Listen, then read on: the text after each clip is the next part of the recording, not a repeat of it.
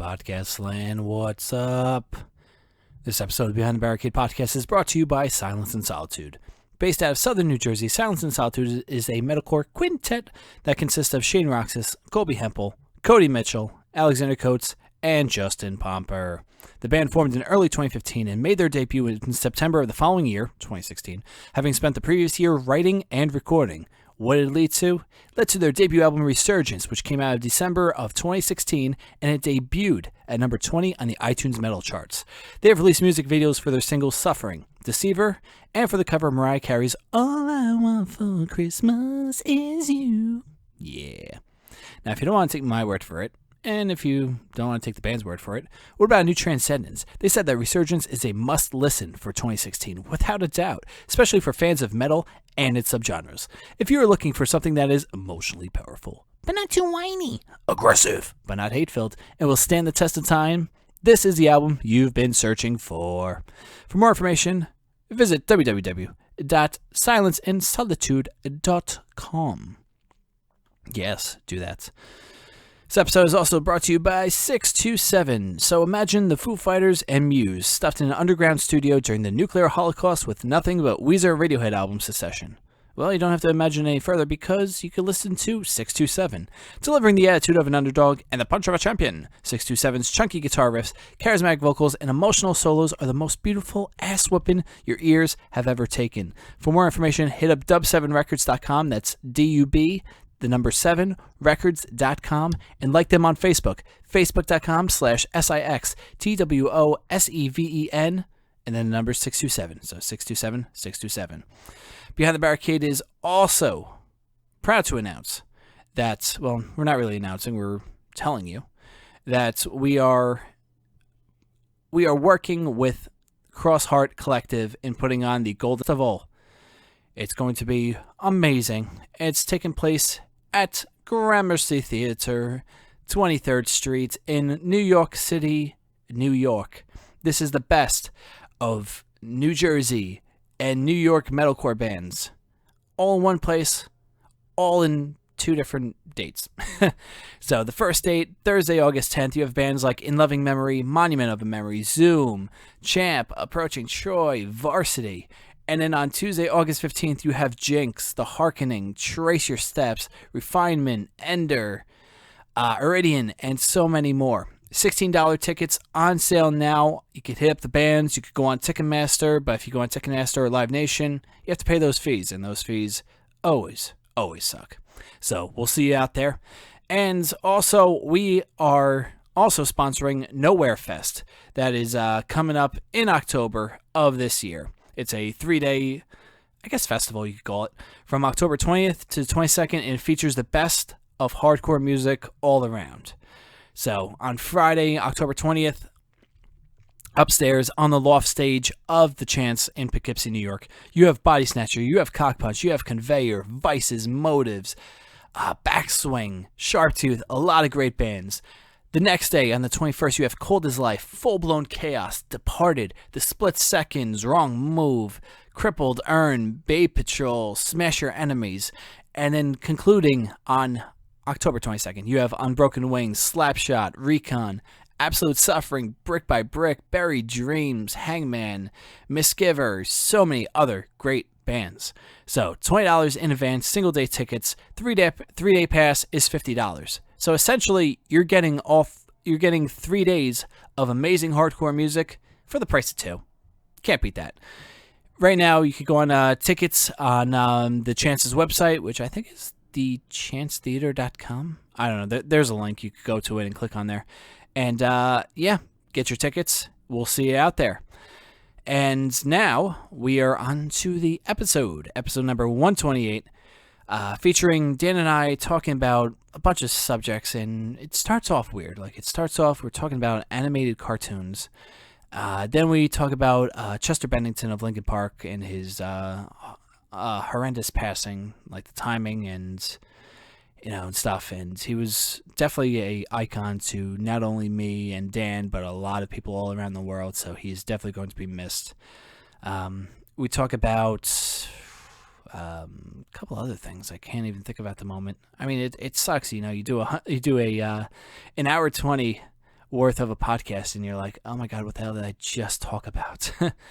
But we also reviewed 3 bands today, 3 local bands, which vary from like an industrial metal sound to a pop punk band to a 90s emo band. So it's a pretty eclectic mix today.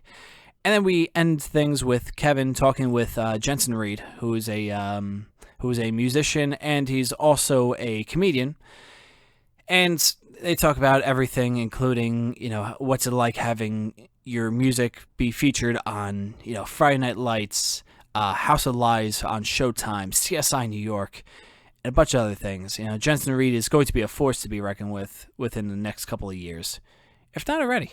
I mean, he's up there already. Like, he had, I think he had a viral music video. I think it was called Back to the 90s.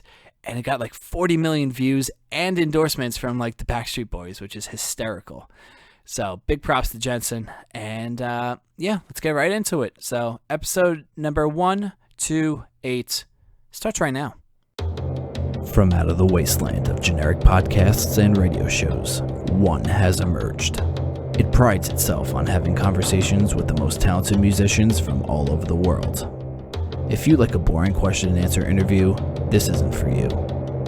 If you want deep conversations about anything and everything, you've come to the right place. Your new favorite show starts now, and its name is Behind the Barricade.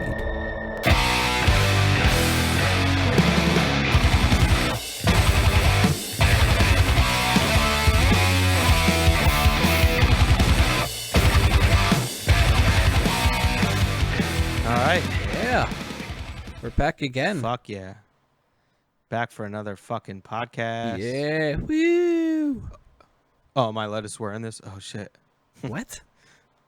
One of those people that, like, they curse and then they swear again, trying not to curse? Oh, shit. Fuck. Shit. I love that. That's hysterical. Yeah. Thankfully, we could curse all we want on this show. Yeah. Imagine if we were stuck under, like, FCC rules. I know, right? My God, we wouldn't even last a half an episode. Yeah, you're fired. I don't know. I think you could go without cursing for a while. Yeah. Dude, I really don't curse that much. Well, the problem is like shit. Yeah. Shit is like that word that you always use. It's not really that bad of a swear word. Like, let's be honest. No, it's not bad at all. Like, if you're like, if your kid said, oh, shit. I mean, oh, fuck is like the next step up, but.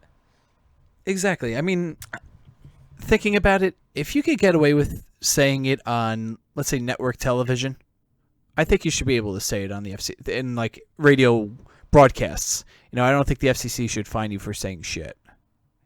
I think it was, what was that? Power Rangers, that one Power Rangers movie. They said shit? Yeah, randomly it was on TV and whatever. Rita Repulsa, she was like, she said shit. What?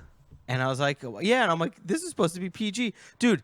This movie that I used to watch as a kid, I think it's called Little Monsters, where like the kid goes, like the monsters come from under the bed, okay, and the kid catches a monster by turning on the light. That's how they catch the monsters. Yeah, because it only comes out in the dark. So he turns on the light and it like goes into it like he basically diminishes and his clothing's on the floor. But anyway, so he goes underneath the bed and that's where like the monster land is like under his bed. But dude, I had my sister watch it like probably 2 or 3 years ago, and I think this movie is pretty much PG, and she couldn't believe the stuff that was in the movie. She was like, there is no way that this movie is freaking PG. Actually, no, it wasn't my sister. It was Sarah's daughter. So what kind of shit was in it? Dude, I don't remember. I haven't seen that movie. What a great thing to bring to the show. Yeah, there's this one movie, and I couldn't believe it was PG. Well, okay. Well, what did they say? I don't know. I'm pretty sure it's stuff like they talk about like boobs and stuff. I understand to a point. Yeah, but for like a kid movie, if there's a lot of references like that, you're like, this should probably be like PG-13. Yeah. Like, come on, that's boobs and shit is more suitable for 13-year-olds, you know. But I mean, it could have been PG-13. Who knows? I'm trying to think. I don't fucking remember. I'm trying to think of the movie. I think it was maybe Get Shorty. It was John Travolta where he said a line in there saying something about being a PG-13 movie and you're only allowed to say fuck once. So yeah, and Little Monsters is PG. I'm not saying Little Monsters had it in, but that always stuck with me. I don't actually know the rules. If that actually is the rule, that'd be pretty cool. I know, right? You can only say fuck once in a PG-13 movie.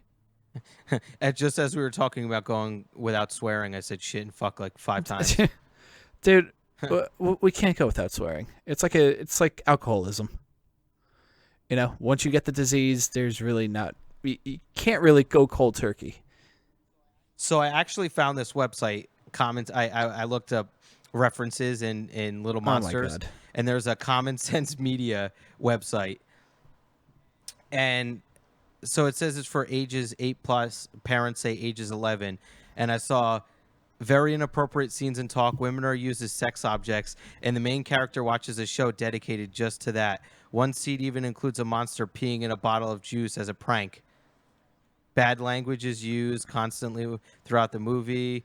Yeah, but who's to say if it's like dick and shit and others? Violent character rips kids' heads off and torturing him. Disturbing, violent, crude, inappropriate. Not for parents. But I mean, it's not as bad as it sounds. It's not like it ripped his head off and there's blood and guts everywhere. You know? Yeah, that sounds but pretty still, bad. For like a PG, but then again, there's also G too. Yeah. Like PG is like it's for kids, but you gotta have a guardian around.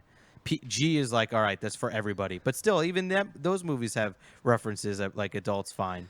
If we're going through like maybe old school Nickelodeon shows, I think G would be probably the stuff you'd have on like Nick Jr., like the Dora the Explorer, Blue's Clues type of deal. I think that would be G.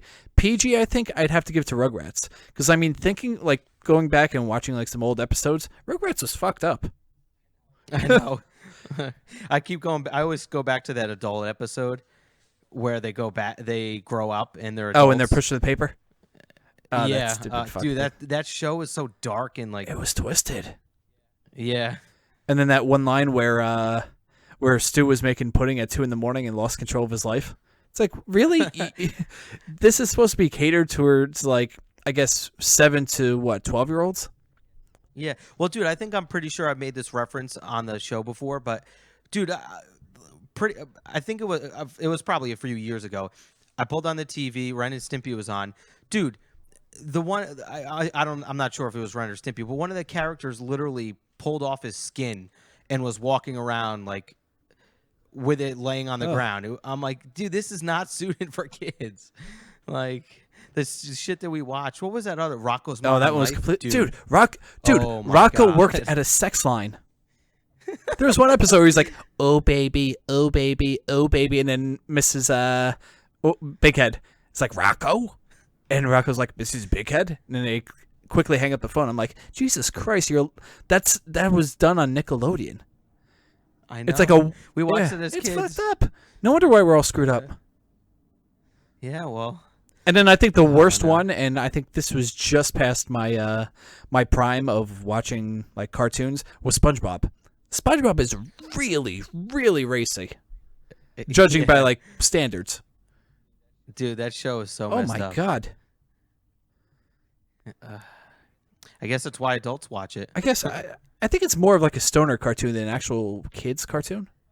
But I mean, I guess the thing is, it's like you have adults writing these shows. It's not like kids writing it for kids. Yeah. So I mean, I guess it's gonna come out. And it was funny too. I watched that new because I obviously read it in school. Cloudy with a Chance of Meatballs. It came out. It's like a cartoonish. Yeah, movie. I heard about that. But dude, they had a lot of references for adult, like not inappropriate references, but only references like adults would know, like about China and shit. But again, you get those references because because the adults are also bringing their kids to the movies, so they don't want to be completely bored. Exactly, and it's funny when you have the kids laughing at an adult joke just because the adults are laughing. And you turn to a kid, you don't get this. Yeah, that used to happen with me, like with Jeff Foxworthy was like a big thing. Oh yeah, and it would be like parties, and one of my family members or friends, they'd be playing it, and I'd be laughing, and I know now that I didn't know what he was referencing or what he was referring to, but everyone else was laughing, and it kind of sounded funny, so I laughed too. Laughter is contagious, Daniel. Dude, I don't know. I mean, that's why like when I watch a comedy special on TV, I'm like bored. But I know that if I saw it in person, I'd be laughing my ass Oh, off. speaking of which, did you see the new Ari stand-ups? No, I didn't. I heard it was like Yeah, it was okay. Was it was good? okay. Yeah. Like there's a couple of bits where I'm like, oh my god, and then there's Like it's like over the top, yeah. like graphic. yeah the overtop Ari stuff. You know how I don't want to give anything away, but he mentions a grilled cheese place next to a famous landmark, and it was hysterical.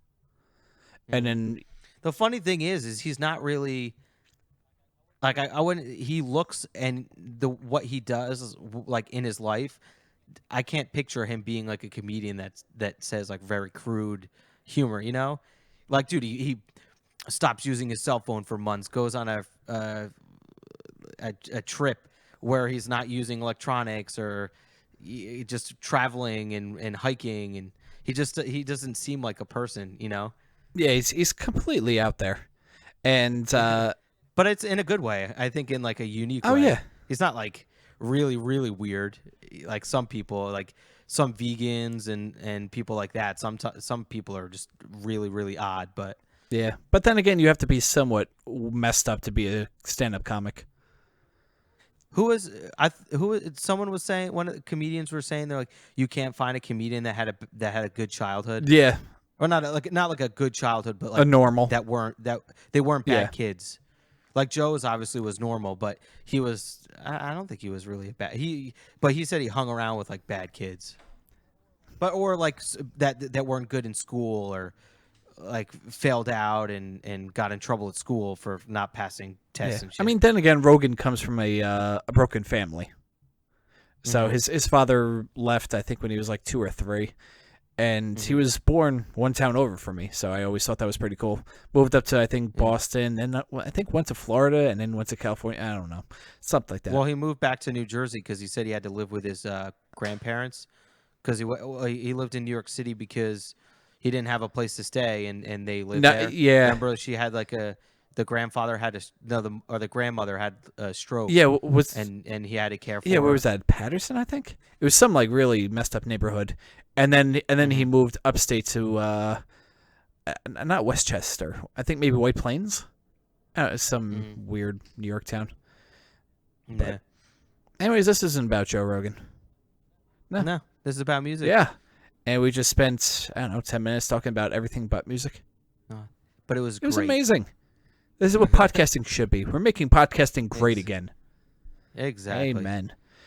Just not with Donald Trump because we don't want to get haters. Fuck that. We already have haters. Yeah, that's Hi, true. haters. Hello. Hi, hello. Thanks for listening. Yeah, that was a fucked up week. Yeah. And then that's all I'm going to say. And agree to. That's all we're going to say. And I'll tell you why it was fucked up. We lost Chester Bennington of Lincoln Park. Dude, terrible.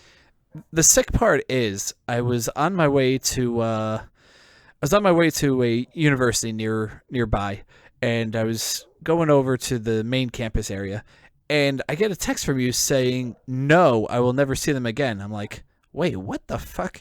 And it automatically clicked in my head. I was like, "Okay, Lincoln Park breakup? This is fucking weird." And you're like, "Chester is dead." I'm like, what?" I'm pretty sure I said in all caps and exclamation points after Chester is fucking dead, dude. Yeah. Well, that was after me going, "What?"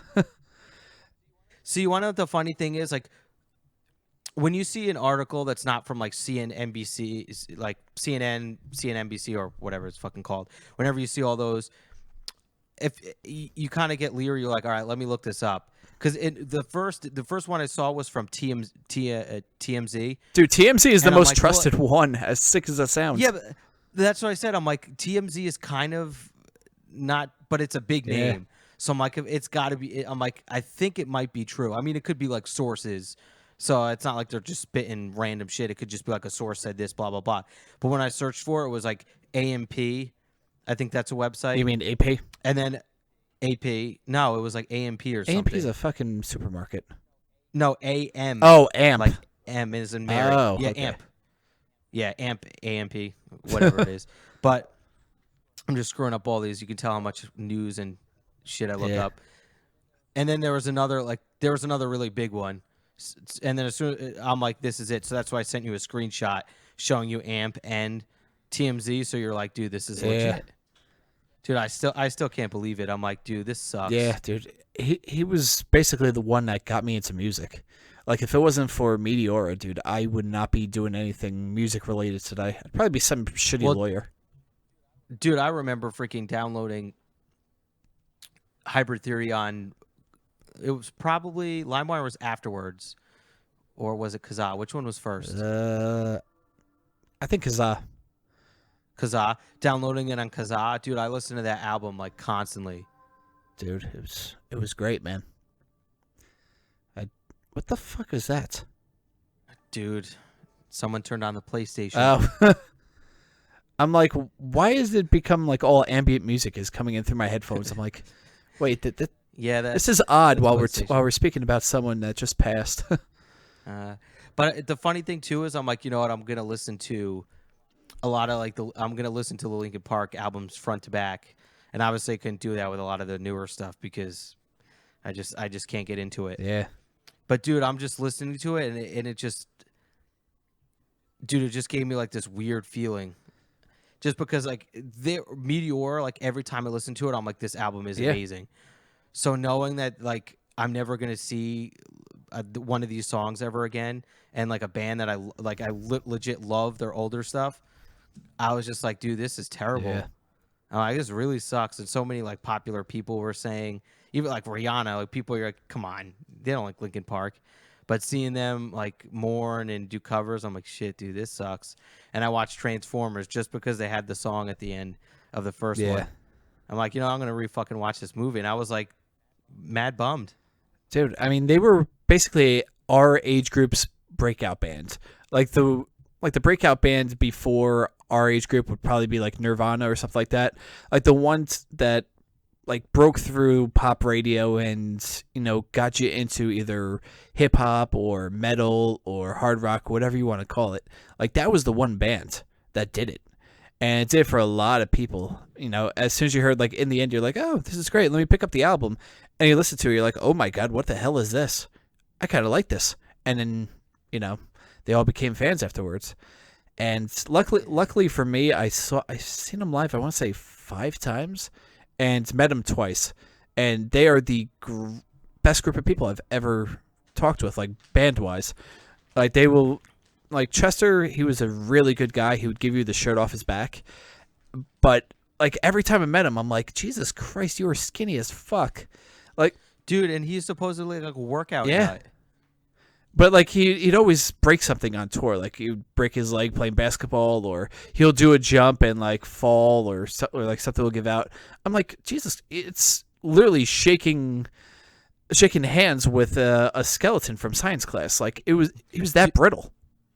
Dude, for some reason I feel like his mental problems have to do with like that, like nutrition. Because I mean, you know how there's people that like they eat whatever they want and they're really skinny. That was him. And then there's people that like barely eat anything and they're fat. Like they clearly have something wrong with them. I don't know. For like all the shit that I read and like listen to for nutrition, they say a lot of times that plays a role in like mental health. And I don't know, maybe he had something wrong with him like bodily wise that was going hand in hand. Like you said, like if he's breaking shit all the time, like playing basketball, he's extremely skinny and has mental issues.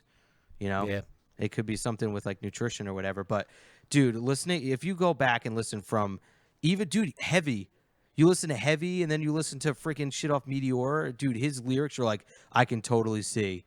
Yeah, it was all right out there. I mean, same thing with Chris Cornell. If you looked at his lyrics and Soundgarden's lyrics, they were pretty fucked up too. Yeah, and dude, I'm not one of those people that's like, this guy's a coward and all that shit. No. But dude, he had freaking 6 kids. He had a freaking gorgeous wife, a huge, popular, insane band. Obviously, he's doing what he loves. Like, it's so hard to fathom, especially someone who's 40 committing suicide. I'm like, dude, if that's the case, you seriously have to have something wrong with you. Yeah, and that's the sad part too. I mean, mental illness is a huge thing. It's no longer like the older generation be like, suck it up, you fucking wimp. it's no longer that. It's more of a, oh shit, the warning signs are here, but if you don't catch it in time, then look what happens. Yeah, and it's so funny how people are saying, like, I was just reading, I don't know if it was Killswitch Engage, like every freaking lead singer came out, and of all the bands that I listened to, but one of them they're like, this isn't something that's rare. It's very prevalent nowadays, and we need to really take a freaking huge look at it. Do you think it had anything to do with like people ripping on their new album? Yeah, I'd say probably. It's weird because he always struggled from shit, and like he turned to drugs for the longest time, and I believe he got over it until the final day with that. And I think if you looked at interviews about the new album, it was a lot of Chester saying that he put his heart and soul into this, and he didn't care what anyone had to say. It was very cathartic for him to speak about these topics. And even if you look at the first line of Heavy, I don't like my mind right now, thinking of problems that are so unnecessary. It's like, this is not good. But Yeah. I mean, and for people to just, well, think about it this way. If you decided to write down poetry and it was like dark, but it was helping you cope with life, and millions upon millions of people told you to fuck off, this goddamn sucks, you suck as a person, you might take it to heart. It's not like you're going back to Rihanna having like co-writers and whatnot. You could have the guy from One Republic. I always confuse him with One Direction. You gotta have the guy from One Republic write you a song about what he's feeling. You can sing it, but you're not connected to it. Chester, however, was connected to every single song. So whatever you heard him sing, that was what's going through his head. Yeah. But my only issue is if you're someone that puts out something and you're like, I don't care what anybody thinks, and that's the problem. Everyone cares. Yeah, if you, no, I know, but if you go from making like a rock album and you're like, I'm gonna try something different, and you're a rock band that plays heavy music, if you really did care what people thought, don't you think you would be like, listen, guys, we really can't make this jump. People might be, what I'm saying? Like, what are people going to think about it? Like, if he really did, I think he would have stuck to playing that same style. It's so difficult. I mean, because at one end, he's only one person in a band of five. Six. And 6, and that could have been just one of his like itches that he wanted to scratch, like writing this kind of music. So go with everyone else, go along with him, and then he decides to do it, and he wanted to do that for a while now. He might care what people think, but he's kind of just doing it, And then when he I guess he didn't maybe expect that reaction, and then since so many people ripped on it, I mean, I don't know. Well, another thing with Linkin Park is no two albums are alike. I mean, they always, going from Hybrid Theory to Meteora, it's a completely different album. Meteora to Minutes to Midnight, completely different album. Midnight to 1,000 Suns, completely different album. But, they always try to evolve with whatever they wanted to do. And even if you go through, if you go from The Hunting Party to this new album, there was no logical progression to any of this. It's like when for example, I don't know if this is ever done before, but actually, yeah, it has been. Look at Bring Me the Horizon, going from a straight up like death metal, deathcore band to basically an alternative rock band. They had a logical progression within the albums. Linkin Park just decided to go, you know what, we're writing a pop album today. You know what, let's go electronic this time. You know what, here, let's go back to our roots, and let's go with the Hunting Party. There's no logical progression. It's not like they led into it. It's not like the Beatles where you saw them go from like a crappy pop band to more experimental into blues. Mm-hmm. But dude, and it's not like they've put out 8 albums, and they're trying. So like they put out 2 albums. Well, they put out 2 albums. The third album was like starting to stretch. They had like maybe 3 or 4 songs that were Linkin Park. The rest were kind of starting to go into this poppier direction. Yeah. And then they had two albums. Obviously, they were outside of another normal kind of Linkin Park sounding record, but just two albums that were really off, kind of different. Yeah. And it's like, for people to rip on them so much, it's like, I guess that might be why, because they haven't had that many albums. And it's not like freaking Disturbed trying something new, or Metallica, or bands that have had all those albums. Like In Flames, people rip on their new stuff, but I'm like, dude, they've put out like 12 albums. Yeah. You want them to scream their heads off for 12 albums and keep doing the same freaking crazy metal songs? Absolutely. Exactly. If you don't do it, you're a sellout. Exactly. And I'm going to fucking 1-star you and just write hateful shit all over your music and your pages. And look, every musician can and will sell out for the right price. There's no way around it. No one has artistic integrity anymore. If someone comes up to you today, Dan, and says, you know what, I want to use a Dead Tide song for the next Christopher Nolan movie, and we'll give you $5 million for it, are you going to say, no, man, we're not selling out to the man? Well, you didn't say that we had to do like a poppier song, so that would be 100% yes. Okay. Even if they did say, okay, do an acoustic version of Begin the Dream.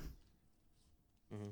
Well, then I could sell out and then go make music that I really wanted to do on the side. Yeah.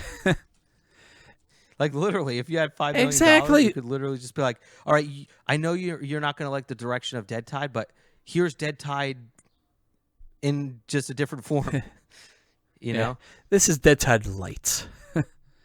I was going to say light, but it would technically be heavy, considering you, with the regular version, would be going in a heavy, lighter direction. But, Light Tide. Yeah, dude, of course. I mean, anybody would take $5 million. Like, you know, all these musicians, people like Lady Gaga, that's not really the music that she plays. And, you know, what's his name? Not Jason Mraz. John Mayer. How do you fuck those two guitar up? And you would never notice. I don't know. Jason John. But, you know, he shreds on guitar and you wouldn't notice with the freaking songs that he has on the radio. Yeah. Like Body is a Wonderland. Body is Wonderland. That does not sound like a musician that went to Berklee College of Music and shreds blues guitar. Yeah. And then you see him live, you're like, ooh, he's going to play all the radio hits. And then he just goes into like 15-minute jam solos and you're like, this sucks. While every other John Mayer fan's like, this is the greatest thing I've ever seen. I know, right? Dude, John Mayer is a fucking beast. I mean, I think it was, what'd he say? It took him 2 years to learn every single Grateful Dead song. Mm-hmm. I think I'm pretty sure that he said that he went to Berklee College of Music for a year and dropped out because the curriculum wasn't tough enough. Oh my God. Can you imagine that? Like, I mean, most people drop out after 2 years anyway, but to drop out because it's like too easy for you. Like, I've learned all this shit my whole life, like, peace. Yeah. I mean, then again, it is college though. That's true, yeah. It's not like you're going somewhere outside of the US at another prestigious college that doesn't follow the same, you know, shit curriculum that the United States does. Yeah. It's still a college in the United States. Yeah, it's not Oxford we're talking about here. Yeah. Like, we got to teach you the basics of music theory, even though you've learned it in high school, and you got to play this freaking style that you could totally shred. Yeah. How many people from Berklee do we have on this show? Oh, we had Jay. I don't think he went. We almost had Adam D. Yeah. We had someone recently, didn't we? Yeah. Was it a local person? Oh, that guy from. Didn't the guy from American Authors? Yes, that was it. Yeah, American Authors. Jason Bittner. Yeah. I don't know about John Favicchia, that drummer, the session guy, or the instructor, who was freaking awesome, by the way. Yep. I don't know where he went, or if he even went. My drum set teacher didn't go to college, at least from what I can remember. God damn, my memory sucks. Yes, well, you didn't go to college. Exactly, that's why. Because college and school is all about memorization. Yeah, more or less. You don't have to understand it. Just remember what I told you, and you're good. Dude, if you ask me one thing I learned from college, I don't think I'd be able to tell you. Dude, didn't you go to school for music? I went to school for music, yeah. But I basically, I don't want to say knew everything. I know there was some things that I was taught. I think more about like the music, the business side of it. Like recording classes, I got like D's and C's, man. I sucked at those. Yeah, that's gonna say we do recording, and you're not like taking control. Or Dude, I anything. sucked. Like, didn't you go to school? I'm thinking about it. I'm like, didn't you go to school for music? Yeah, but I was more into the industry side of things. Like, you know, when we had I forgot what it was. I think one of my final exams was I had to record a guitar sound from an amp through like a patch board and then put it on a tape deck. I got up to the part where I was able to record the guitar and it just went, I don't know the rest. Yeah, I'm gonna say fuck it. Yeah. Thankfully, I actually took my professor out for a couple beers and he gave me a passing grade. Wow. Yeah. See, that's what I'm talking Exactly. about. American college right there.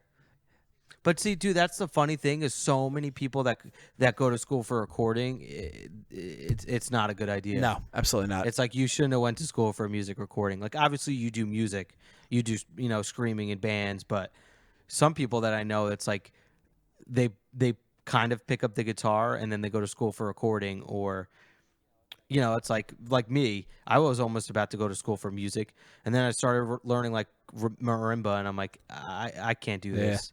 Like I don't. For me, like practicing is just. I'm more of a player. Like I have to play shows. I have to practice with a band. I'm practicing on my own. Like 1, 2, 3, 4. I count this.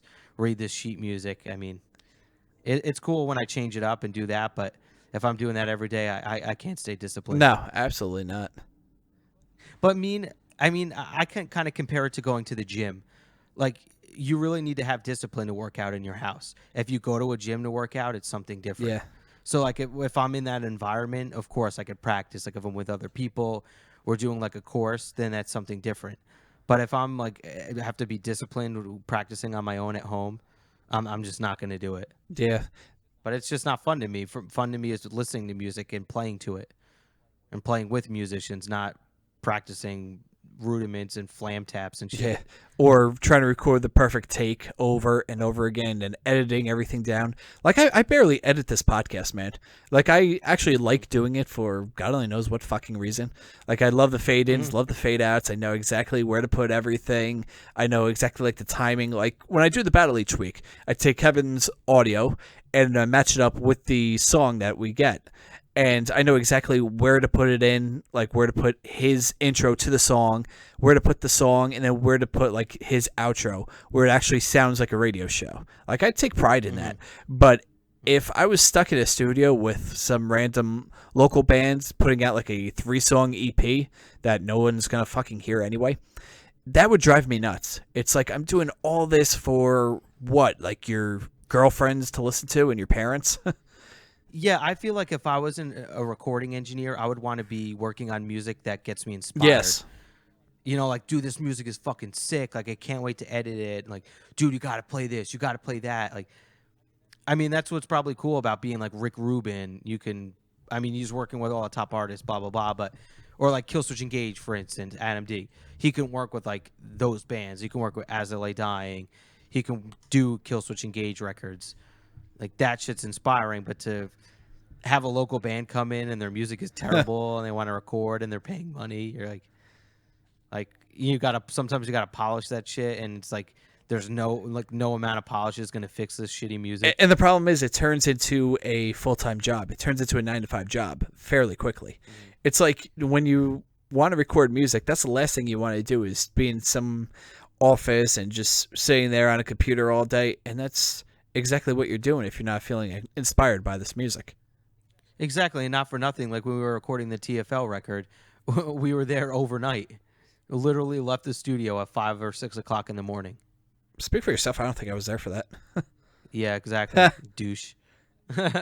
But then again, does someone really work a job where they're working till 6 o'clock in the morning if they don't like it?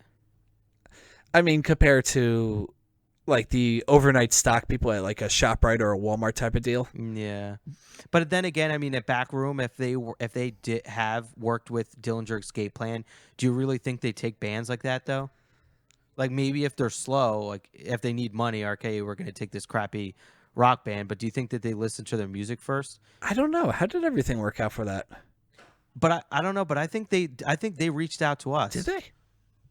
Yeah, because I think they sent out an email like, I found your band on blah blah blah, and if we're doing a special on recording, and then maybe when we were deciding to do it, we contacted him back. But I'm pretty sure they reached out. Huh. I mean, I do see John posting on Facebook sometimes. Yeah. About like recording inquiries and stuff. Yeah, I'm trying to think. I it's starting to come back to me like it was, I think, through Facebook or an email or something like that. But what is it? Who made the decision to go and do that?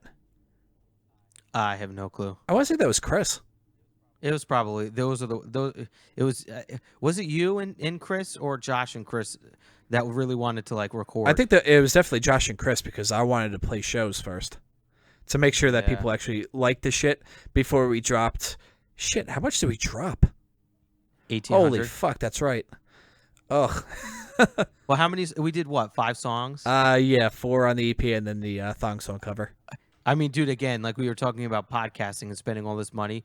If you just told someone you went to the studio and spent $1,800 to record 5 songs, they'd be like, why does it cost that much money to record sounds? Like a 3-minute, like how much is that? 15 minutes worth of music? Yeah, I think it was like 19 minutes for the EP and then like an extra 3 or 4 for the thong song. How crazy is that? Dude. And like, for 22 minutes just of recorded audio. Yeah, and Dead Tide just recorded a song and it's $600 for one song. That's fucking nuts. Yeah. We should review that song. Yeah. Dude, I don't, you'd be out of the band the next day. No, me personally, I love it. It's just one part, but dude, it's just my opinion. I mean, if other people like it, whatever. Yeah. But what are you gonna do? Actually, this is a good segue into. Fuck yeah. We could do that. Let's review this shit. Now let's see. Actually, you know what? Yeah, fuck it. You know what? Let's go right into the review, and then we'll end with the interview. Sounds good. Cool. Okay, so the first band up today is BIV, which stands for Born in Violence. Oh, I just saw that you sent me this. Yes. There we go. They are it's a metal industrial experimental band. Their release date. What does BIV stand for? Born in Violence. Oh, did you say that already? Sorry, I was pulling it up. Thanks for listening, jerk off. No problem. Hey, I was trying to get ready. Hey, Getting in the zone of review. AutoZone. Exactly. Yes. Just wasn't getting caught. Yeah, oh, yes. Artists we also like are Chimera, Animals as Leaders, Trivium, Haste of Day, Killswitch, and Deftones. They are holy shit, how many people are in this band? 6. You got a vocalist, you have a rhythm guitar, lead guitar, keyboard player, bass, and drums. And they are unsigned from Springfield, Missouri, from the Miz, the MIZZ, or the MO. I don't know what people in Missouri call it. Mm-hmm. Like if you watch college football and the Missouri Tigers are playing, sometimes it's MIZZOU. It's like, why don't you just add the RRI and get it over with? Oh god, that's what I love with like we've talked about this before. Like if people drop like the last letter of a word, yeah, or like the last 2. It's like just freaking pronounce the whole word. Oh god, there's a girl I work with, and I know she does this on purpose because she like Bay and Babe. It's one fucking letter. Well, just say Babe. Well, the problem with that is Bay is actually an acronym. I think it's before anyone else. I know. I didn't come up with it. So someone just made that shit. Probably up. did. It's like, oh wow, this is 3 letters before anyone else. Like, come on, any genius can come up with exactly. That. But a girl I work with, like one day she's like, "Oh, so what are you doing for lunch?" I was like, "I don't know, probably getting some sushi." She's like, "Oh, getting some sushi." I was like, "Why could you?" Literally again one fucking letter. She's like, "Yeah, you getting some sushi?" And she saw like the grimace on my face, like, "You motherfucker." But was it legit? Because I mean, sometimes I say that to be like a retard, like, "Yo, you getting some sushi?" No. You know, like joking. No. Like she's a little bit of like a Valley Girl type of deal. Like what? So yeah, if you're like ask someone like a legitimate question, like a coworker, are you getting some sushi?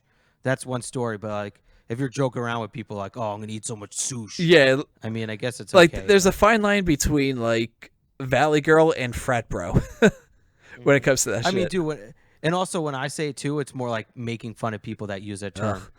And then she would shorten words on purpose just to get a reaction from me. Like she's really evil. I Really evil because she just shortens words to get on your nerves. I love her to death. She's an awesome girl, but like she would say, the sushi is delish. I'm like, ugh, fuck off. Like delish is like better, but still stupid. Yes, but anyway, here is She by BIV.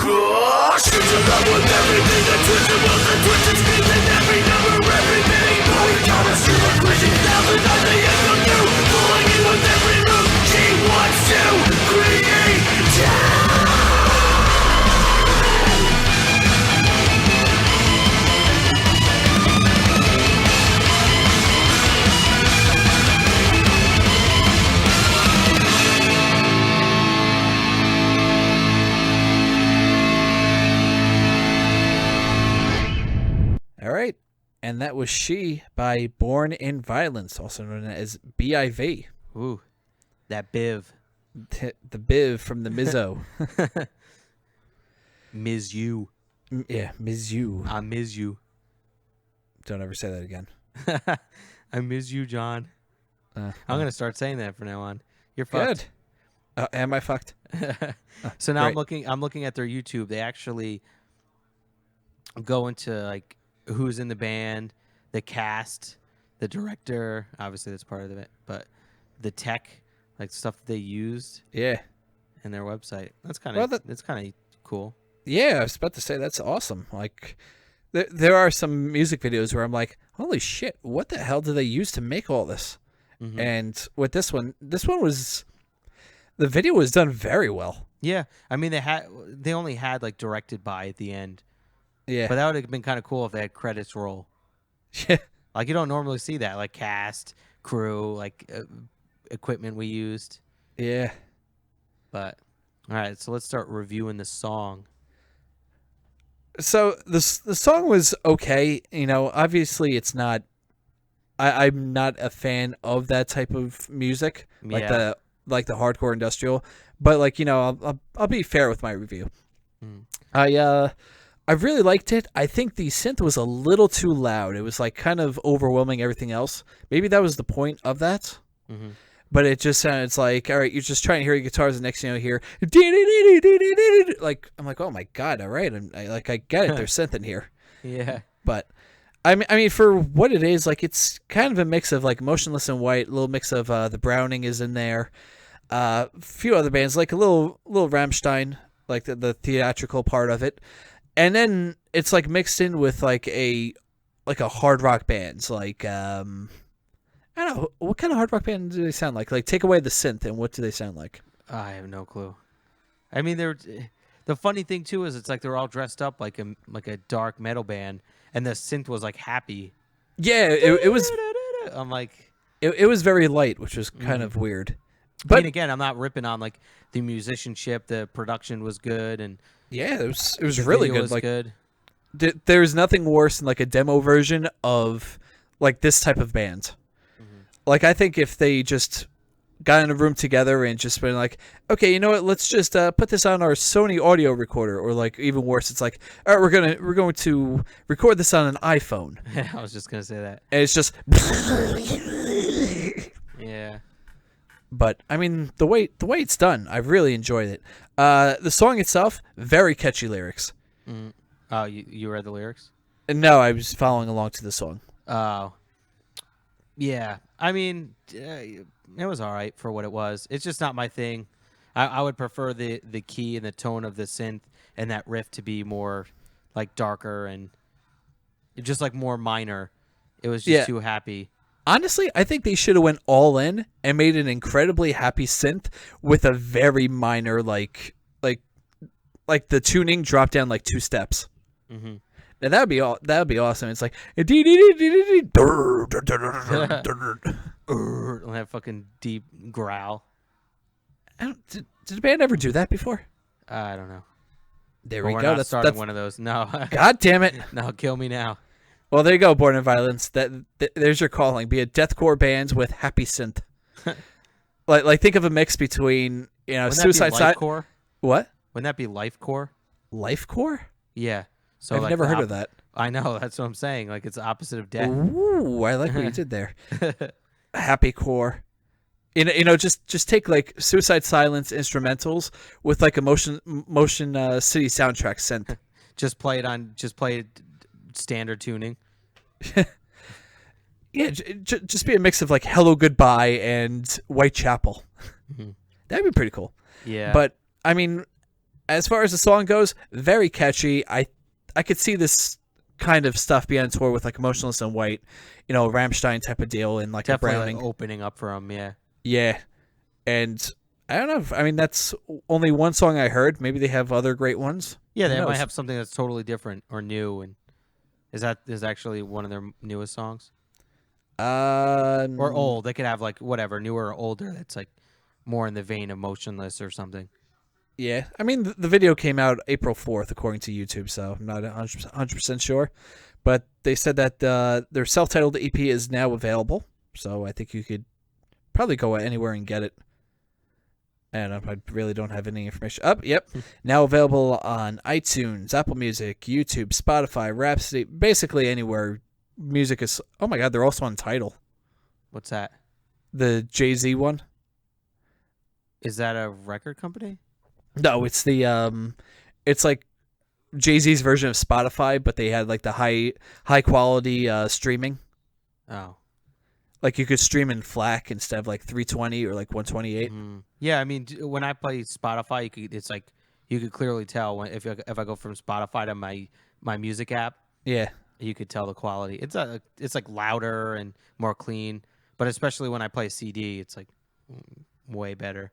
Yeah, but all right. so, Anyways, keep it up, BIV. Hmm? We'll see you again soon. Maybe an interview. You never know. Keep it up, Biz. Biv will miss you. So that was the end of the podcast. Daniel, go fuck yourself. Nope. Nope. I knew you'd like that one. Ugh, fuck you. All right, let's get this next band up here. Yes, it's Much Less, who I think they were in a battle before. Did they win? I don't know. I don't think so. Maybe they did. Well, I don't know. Let's see what we got. Very, very familiar sounding band. They are a pop punk band from Tulsa, Oklahoma. Oklahoma? Yes, Oklahoma. I don't even know if they talk like that. Probably not. I'm good. Yeah, probably not either. Artists we also like, according to their Facebook page: Blink-182, Newfound Glory, Descendants, MXPX, The Story So Far, Motion City Soundtrack, Set Your Goals, NoFX, Green Day, Rancid, The Wonder Years, Alkaline Trio, 4 Year Strong, Lagwagon, etc. Extremely shitty bands. No, go fuck your mother. I was sarcastic. Sarcastic. Sarcastic. I'm very sarcastic. I'm from Oklahoma. Great. You have the whole state of Oklahoma hating you right now. Well, the whole state of Oklahoma and me. We have the whole. Let's be real. We have the whole state of Oklahoma not listening. Yeah, that's true. Sorry, Oklahoma. But then again, I'm a Texas Longhorns fan, so fuck you, Oklahoma. Yeah, that's true. Yeah, easy enough. Anyway, here's Angry Girls Are Not Your Friends by the band Much Less.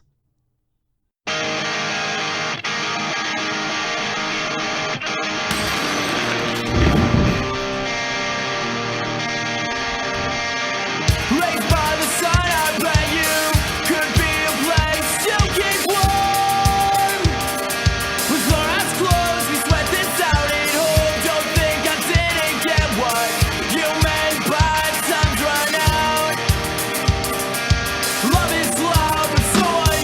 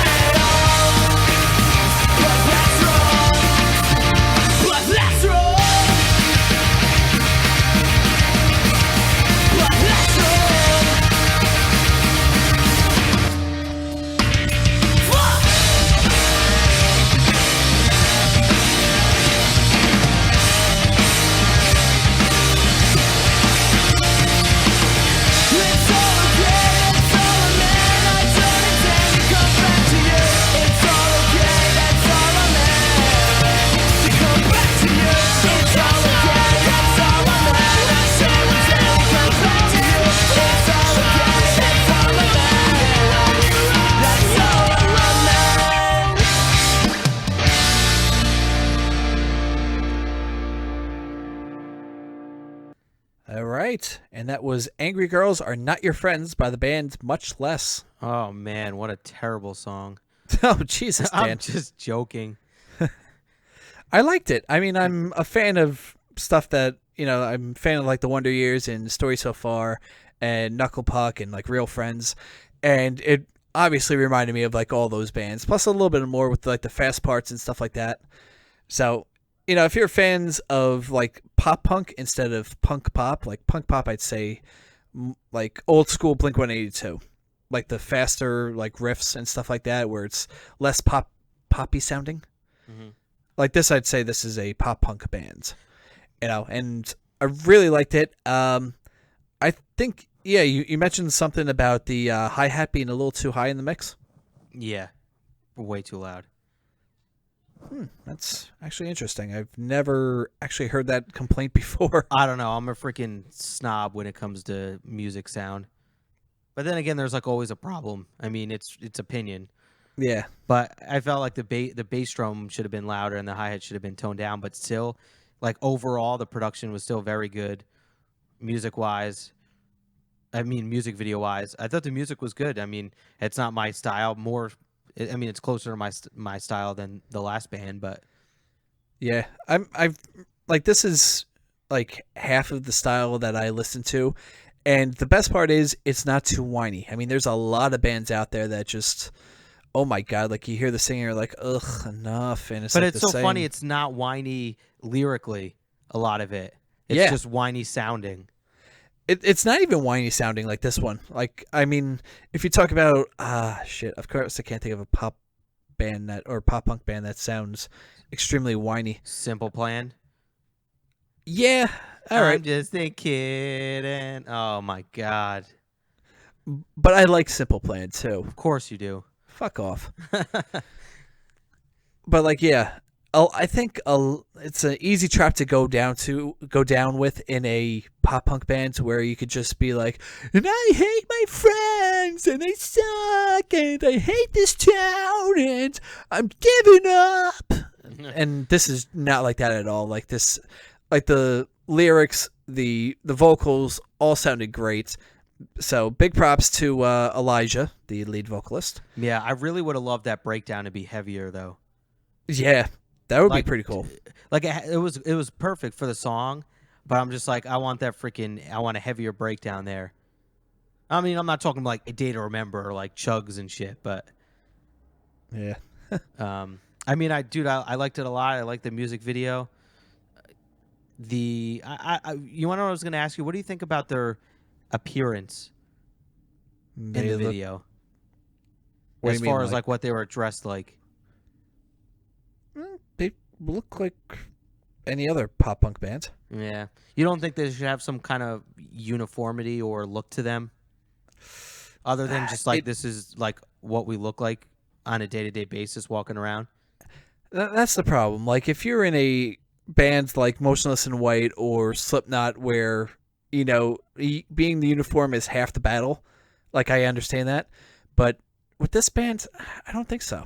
But you think that is the look of pop punk bands, is to dress like that? Yeah, I mean, they have this. I think they're more stylish than most pop punk bands. Like most pop punk bands, like wear like a random band T-shirt of Knuckle Puck or The Story So Far, or like one of those, and they actually like dressed up and they actually look somewhat presentable while playing the music. So Yeah, I feel like they should have had some kind of uniformity to them, and not just saying that it looks bad, but I just think, like you just mentioned, two very popular bands. Yeah, Like there's something to it, yeah. I mean, I'm But looking again, at. I'm not just saying it's like, oh, you guys dressed terribly. Like it was fine, just like you guys were freaking jamming out to your song, and that was a part of the music video, and it worked. But Only you would have a problem with how a band looks. it's not I have a problem. I'm just trying to like give like a critique. Critique that of would what? like that would put you ahead or over the top. But you know what I'm saying? Like, oh, we're just gonna we were talking about recording and stuff, about being it being like better quality or worse quality. Like, oh, we're just gonna record a music video of us playing in our street clothes, whereas we're gonna have a uniform to us. Like, oh, we're all gonna dress black, or it's gonna fit this style of music video. That's what I'm trying to say. like something that puts you over the edge. Like if this is like I was just stating before, a lot of the local bands that we're reviewing, they have a great sounding song behind a great looking music video. Maybe that would be something else that sets them apart from the other local bands that we're reviewing that we're like, yeah, it's not my style, but it's a great song and it's got great production. I just don't agree. Just because I know this culture, like I know what pop punk kids wear and stuff like that, and that's exactly what they wear. Like they wear the flannel with the t-shirt underneath it, and it looks like they're going out in like 1995, you know. But it looks fine, man. No, I'm not saying it doesn't. But you are. No, I'm just saying that it could be like going from a B to an A+. Oh, Jesus Or Christ. just, for instance, like you're saying, like that's what these type of bands wear. But then you look at August Burns Red, and you expect them to look like As I Lay Dying, but they don't. They wear flip-flops and polo shirts. But that, again, that's what I'm looking for, is something that's unique. Like, that's fucking cool to see a band that's wearing freaking Hollister shit playing freaking metal. That's more that they should look like As I Lay Dying with tattoos and black clothing on and long hair, you know? Okay, so much less start wearing masks to appease Daniel Tao. Exactly. No, not to appease me. Yes, Maybe to appease try him. looking unique. Or more unique. I'm trying not to be a dick, because I'm really not, and I'm not really hating on it, but... Yes, you are, Dan. You are No, a I'm dick not. and you hate on it. Nope. Yes. But I actually like the song. Keep dressing up how you want to dress up. I mean, you don't want to be also in some gimmick too. It's like, oh, here's the pop punk band that looks like they're in The Cure. It's like that would help you stand out a little bit, but if the music isn't there, then who gives a shit? But their music is there. Their music is definitely there, so they don't have to worry about what they wear. Oh God. What? Nothing. Fucking fashion diva over here. Yeah, I know. Ugh. And right now I'm wearing black shorts and a band t-shirt. Oh yeah, because that's never been done before. But I'm also not in a music video. Yet. Exactly. Up next. Jesus Christ. I don't even want to do this anymore, thanks to you. Oh, come on. You can't leave these people out. We got I will one not. song to review. See, I'm doing this for the bands. I'm not doing it for you. But anyways, this next band is, I want to say their name is Pelafina. It's Pelafina. Yeah, Pelafina sounds about right. Their genre is Midwest emo. I don't know what the hell that sounds like. So I I'm have no guessing clue. maybe like a Balance and Composure type of, or like a Quicksand, older type of emo band, a little Jawbreaker, Texas is the recent type of deal. Possibly. I don't know. They're from Chicago, Illinois. There are 4 people in the band. Yeah, I think that's about it? Yeah, there's really no recommended if you like type of bands on the page from what I could see. But anyways, they're from Chicago, and this is their song Skin by the band Pelafina.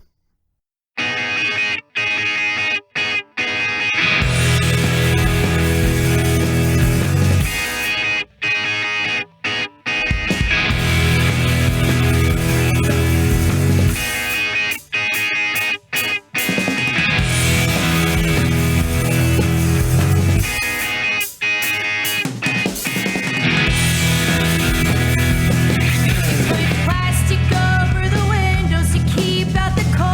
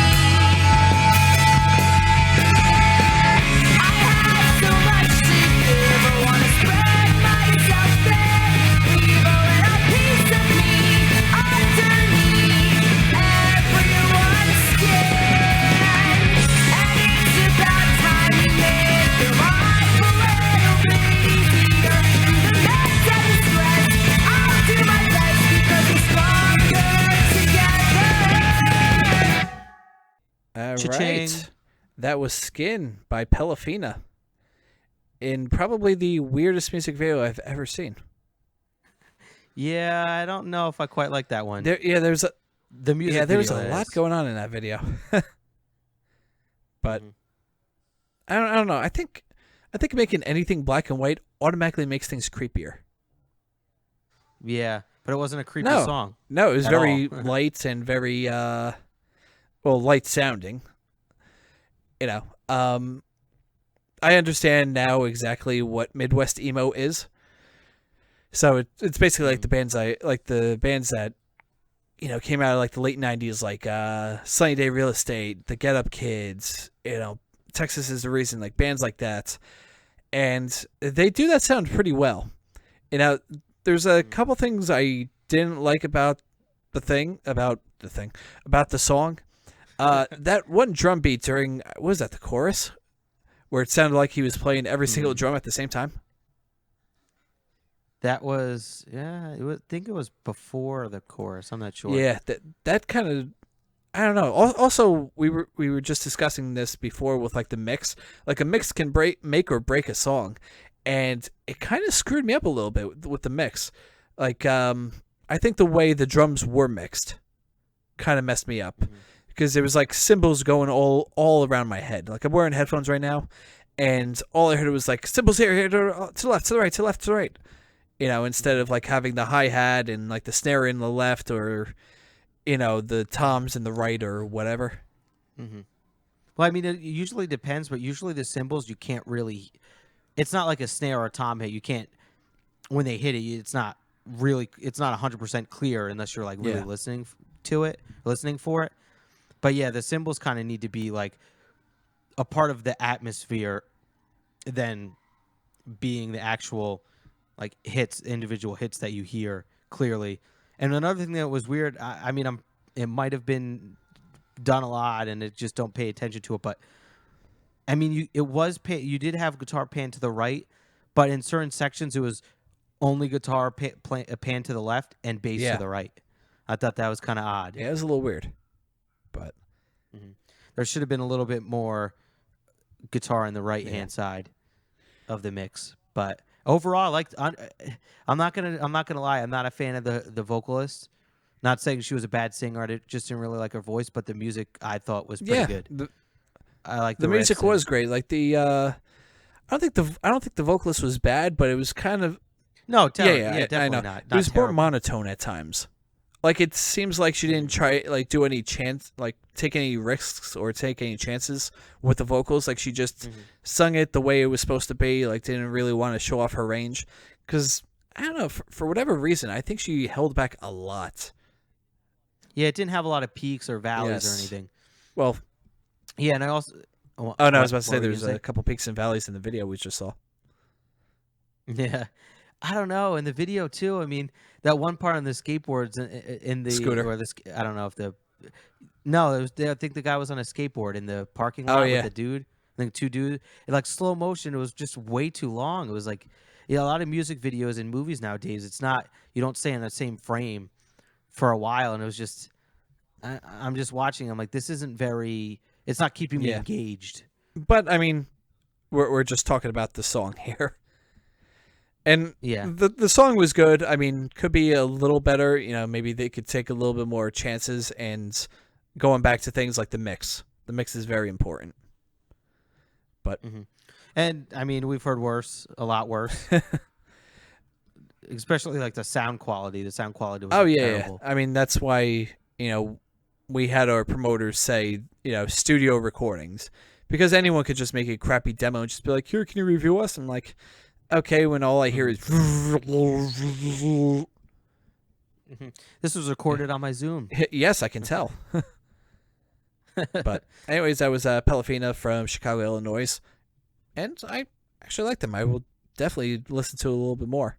They have a Bandcamp, it looks like, pelafina.bandcamp.com/releases. So I'll be checking that out a little later.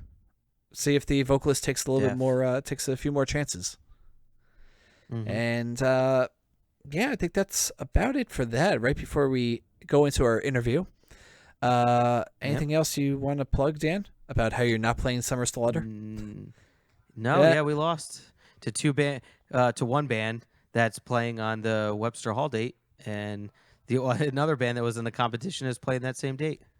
So congrats to them playing with Black Dahlia Murder. Yep, the Faceless Dying And- Fetus, Oceano. A whole other. Yeah, lot of great bands, including BTB alum Lorna Shore. Yes, there we go. opening this show, or opening the touring part of the show. Mhm. Yeah, those guys are fucking animals. Oh man, I was looking forward to taking off on Friday. Oh god, I would love to talk with them in person and just to see how crazy they are in real life. Because that was the band that talked about the reptile contamination Oh, with the alligators. I don't remember. Dude, that's all I remember about. There's on my That's memory. all I again. remember. Like they were down south and they had like alligator burger or something like that, and like they don't clean the grills and they just went off on like reptile contamination for a good like 20 minutes. And like this is the oddest thing I've ever heard, but I can't stop listening. I can't take my eye away. Anyways, yeah, you can check out Dan's band Dead Tide on Facebook, facebook.com/deadtide. They are verified. I still don't know how the hell that happened. Probably because of Phil's YouTube. Is Phil's YouTube verified? No, but he's got a lot of views. I don't know. It said I think that you had to like respond really quick or something, Respond really quick to what? like messages and shit. It was like respond faster to turn on your That badge. has nothing to do with anything. Our badge, I think, is on. Yeah, I think we're about 100% response. We take pride in responding to all of you. Oh no, I think it was something too where you had to like contact Facebook and ask to be Yeah, verified. it's too much work. Yeah, it's stupid. Even though, I mean, no offense to Dead Side, but I don't think there was like any imposters. I think there was a Behind the Barricade imposter, like not off of our show, but I think like it was another Behind the A band or something. I think it was like interviews as well, Mm-hmm. where I want to say I think it was more wrestling based, but whatever. Yes. Yeah, and here's our interview. We're taking a little break with the Warped Tour interviews. We'll be back next week with them. We really wanted to get this one out. Kevin did a interview with Jensen Reed. He is a indie hip hop, I guess rapper you could call it. He's also a comedian too, and one of his videos, Back to the 90s, has amassed over 40 million views globally, which is Hot damn. and it sparked endorsements from the Backstreet Boys and opened at number 11 on the Billboard digital charts. Look at that. As a musician, Reed has also collaborated with several award-winning talents, and his music has been featured on CSI New York, Showtime's House of Lies, Friday Night Lights, MTV, VH1 shows, and more. And I think Kevin heard him on House of Cards. No, I'm sorry, it was House of that's- Lies, and I said that already. That's yeah. fucking awesome. So, good for him. We got a real celebrity we on here. do. Look at that. It only took us 100 and... What episode is this? 28? 27? I Yeah, have I no don't clue. figure it out until it asked me for episode title. I'm like, oh, I guess we're up to that. I don't figure it out until I'm putting it up on the website. Like, oh, that one was 126. Exactly. So I'm guessing this is 127 or 128. No, I think no. It's We're at past that. 128 already. No, I think it's like No, we're 130. definitely not at 130. Weren't we at 129? No, all right, this is 128. Yeah. I don't know. So you'll find out when the podcast Exactly. episode is Even up. though you'll be reading the description, it'll be like it's 128. You morons. I was one off. It is No 128. shit. I told you it was 128. All right. When I wanted to say it's confirm. 128, Daniel, it is 128. And I wanted to confirm on BehindTheCade.com. BehindTheCade.com. And actually, you don't even need to use the W's. It'll just come Exactly. up. Just BehindTheCade.com. It's cleaner. Yeah, it looks fresh. That's what you told me. I was like, ugh. All I thought of was Justin Timberlake and The Social Network. Drop the. It's cleaner. Oh man. I'm like, oh, fuck you, Dan. Yeah, fuck No, me. thank you. Not in that way. You're welcome. All right. You're welcome. Anyways, here is end here it. is Kevin's interview with Jensen Reed, and we won't see you after. We will catch up with you next week. All right. See you later, everyone. All right, Jensen, how you doing? Doing well, man. How are you? I'm all right. I love doing this, right? I love being able to just, call up anyone and say, hey, are you free to talk for just, 30 minutes or so, and just kind of talk about everything related to music and everything not related at the same time, right? Nice. The important thing is being able to give people a platform and, see and just have them run wild with the microphone. And I'm so glad that you agreed to this, because I've been looking for the name Jensen Reed ever since I was on a flight to London, and the show House of Lies had this episode, and your song, Do Your Thing, was right there. Oh, cool, man. Yeah. And I just want to say, like, that blew me away, because I looked it up later, and it was just a solid rap EP, right? It was, it's got these dirty bass lines, it's got this sick flow, and I want to know what goes into you when you're putting stuff out like that. Well, first of all, it's really cool that that's how you found me, which is probably how quite a few people have found me, and I've been fortunate.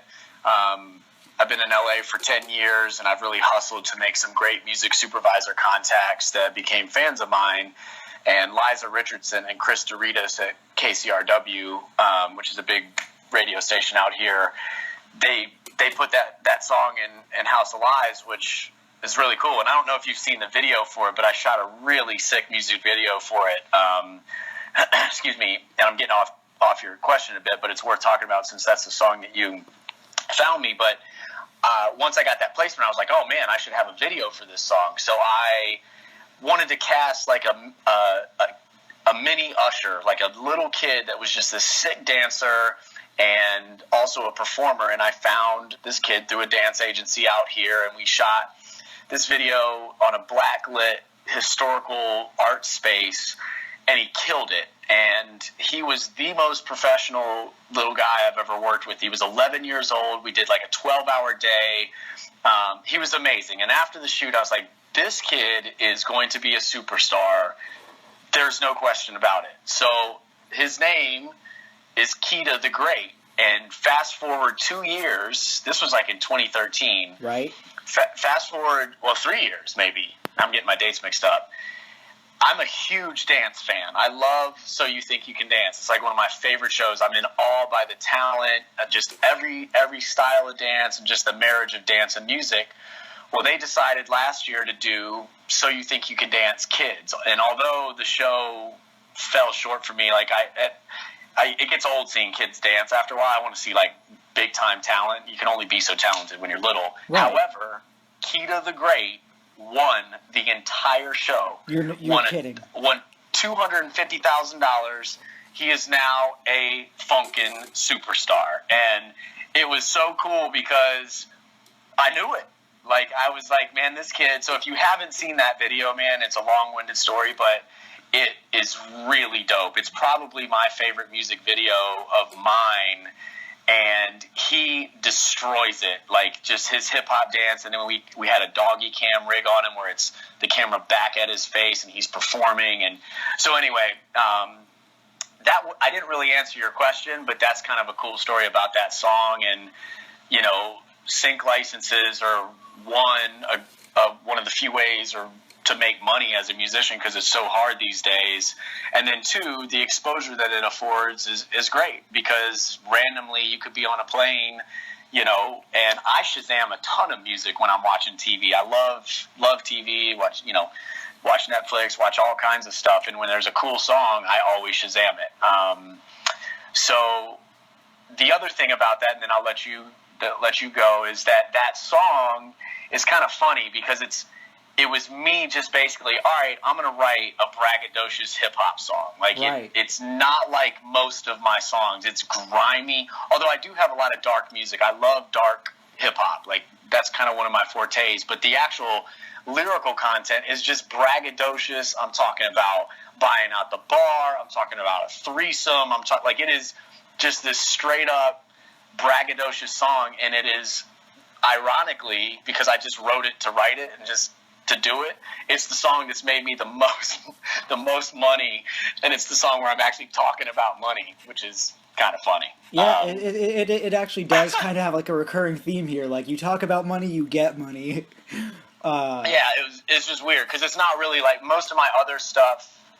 Well, not most. I kind of go both ways of like darker hip hop stuff, but most of it has more of a pop feel, like pop hip hop, and Right. that one was just a really just straight up grimy track, and it's cool. So if you haven't checked out the video, man, I think you'll be impressed. It's really cool. Like now I've gotta, because like that's what I like. I like hearing people's stories. I like hearing people go off about how this is the craziest shit they've ever done.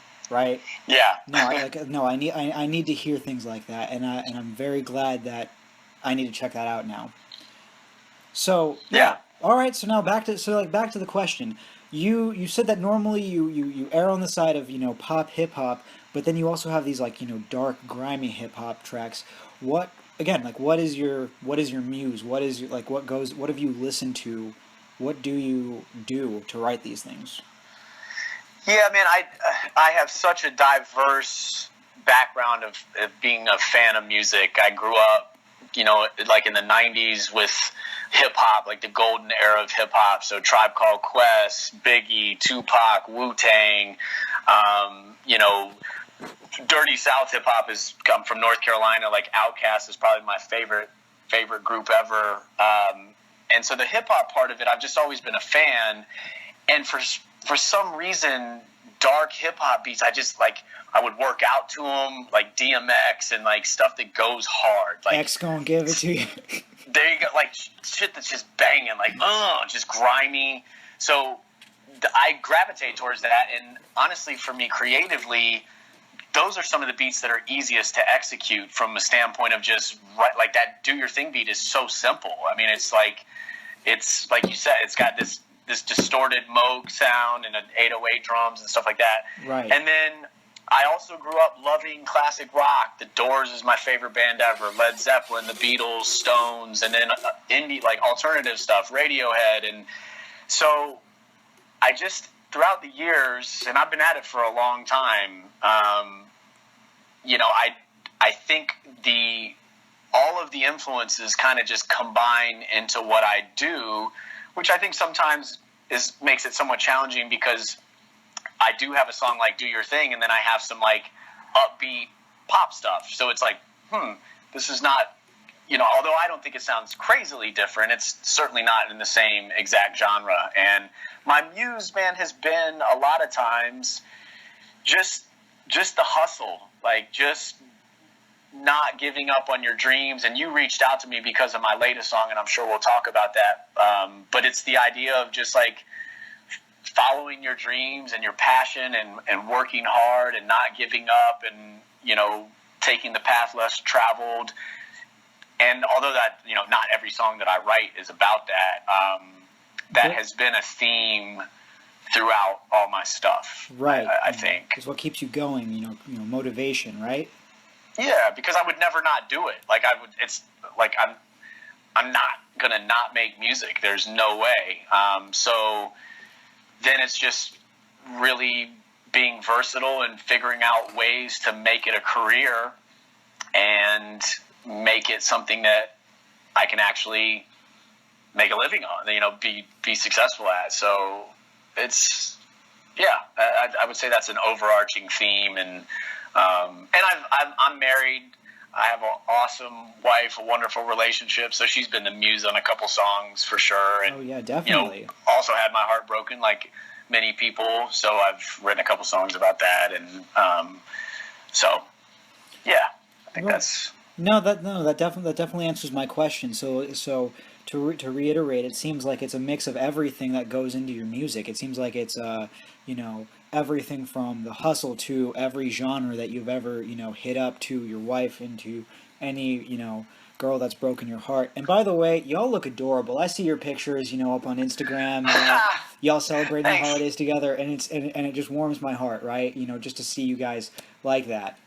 Oh, thank you. And you said y'all. Where are you from, man? Because that sounded a little southern to me. Right. No, you say, okay, so it's actually the strangest thing, right?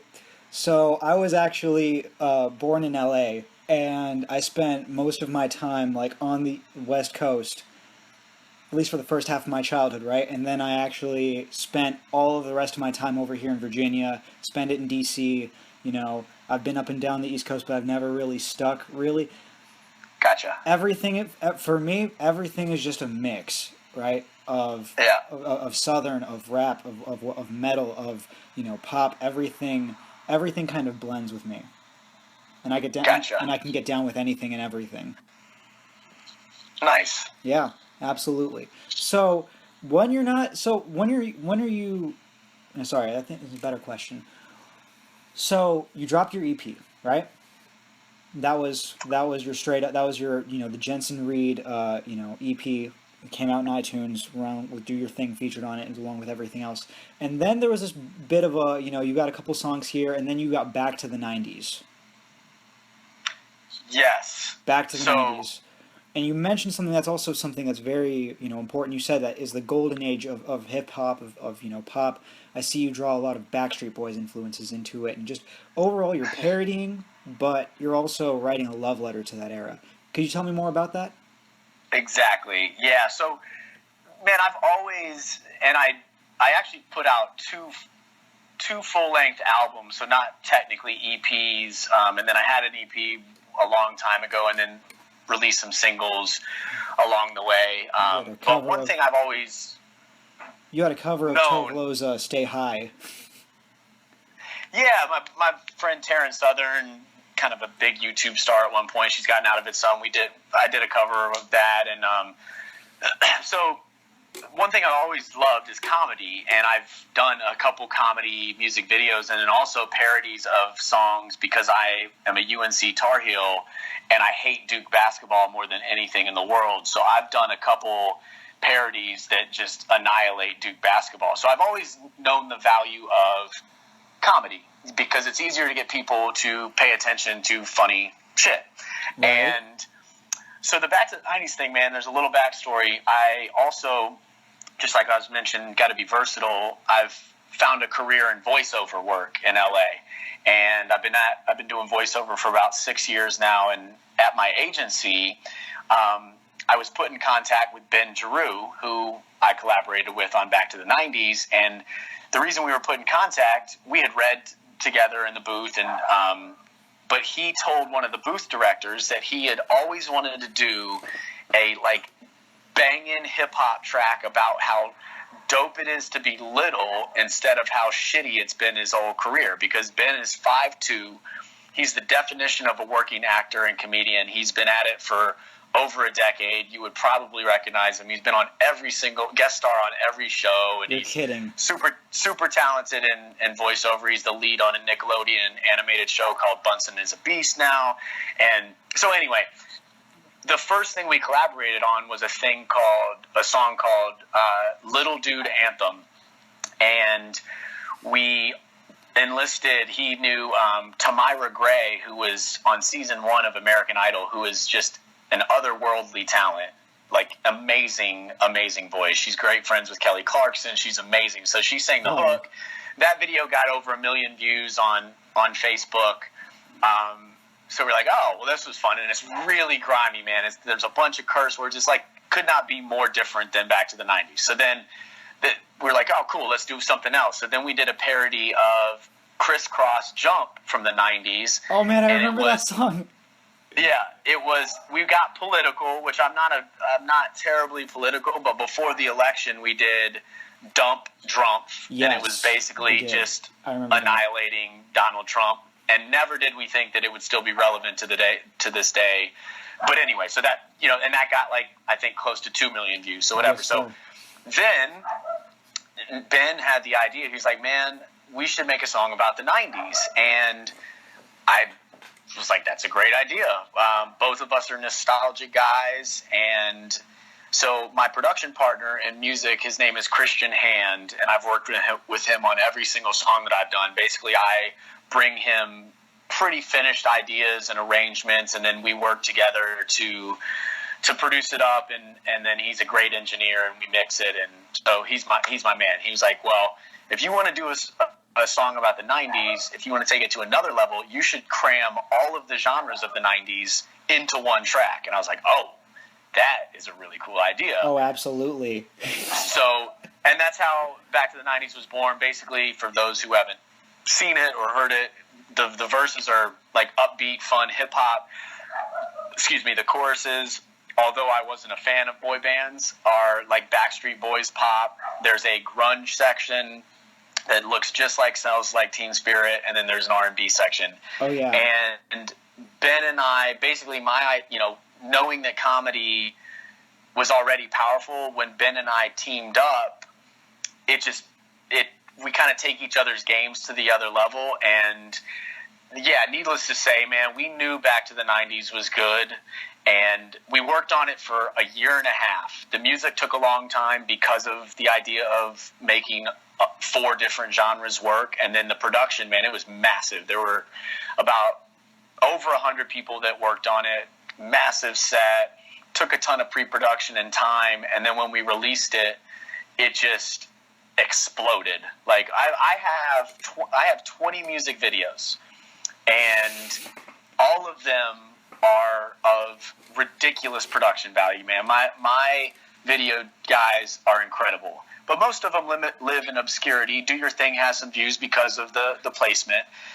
But Back to the 90s, man, we put it up, and in 10 hours, we got 1 million views, and we almost got 20 million views in 24 hours. It was insane. Yeah. And it was crazy. It just is crazy. I don't even know what we're sitting on now. It's like 57 million views, but it's been the single thing, when I mentioned earlier, I talked about like I write about the hustle and the grind.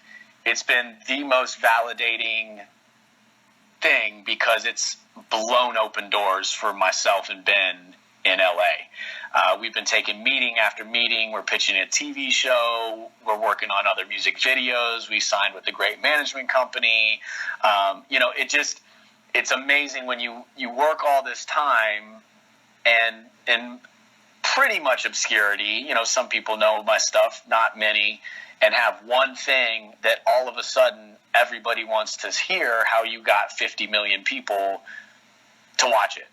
So it's awesome, man. And it's funny, as we speak, I just took a break. Ben is over here right now, and we are working on a follow-up to Back to the 90s, like a 90s sequel. So because there were so many references that we missed, and in the tens of thousands of comments on the videos, like Pogs, Tamagotchis, so we have a really solid, almost final track of another creative way to combine genres. And at first I was reticent to try to do a follow-up to a 90s song that got over 50 million views, but now that the music's coming together and we have some video ideas, we are really pumped, man, because it's going to be dope. Oh, absolutely. No, I imagine it's going to be crazy. Do you think, because I remember you gave an interview with Billboard, or at least, you popped up among them, and the song cracked the Billboard at number 11. Yes. And I want to know, do you think that this new song you've got, this new song that you're priming, has the potential to go even further? It's funny, man. I do. We just said that. This is weird. Like, Ben is in my back studio right now. I came up to the front of my house, and we just said, man, I think this could do it. Like, part of Back to the 90s, which, by the way, was co-written, so I came up with most of the music. Well, I wrote all the music, except for the bridge part.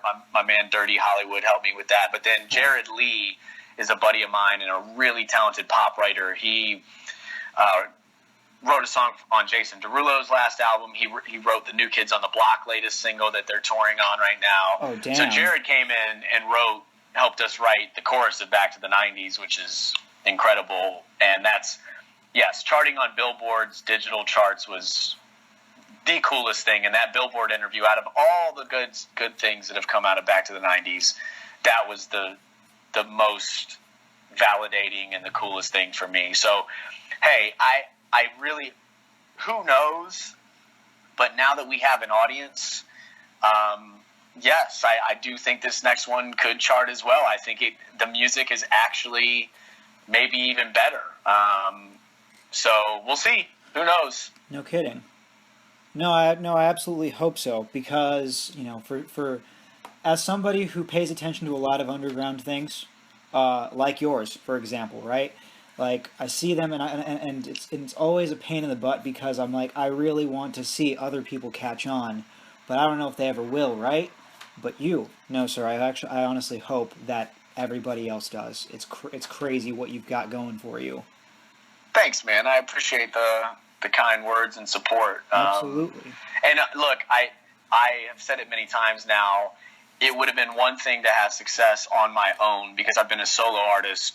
I've been in bands way back, but to have all this happen with Ben, I could not have a better partner. And we are very like-minded in our hustle, our attention to detail.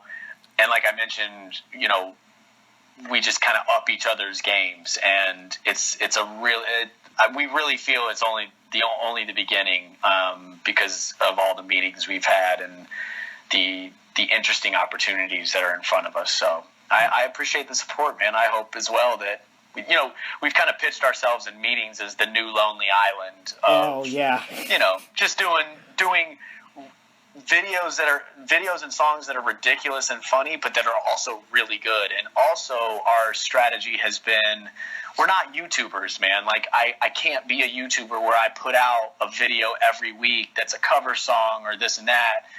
We've just put out less quantity, but of the utmost quality.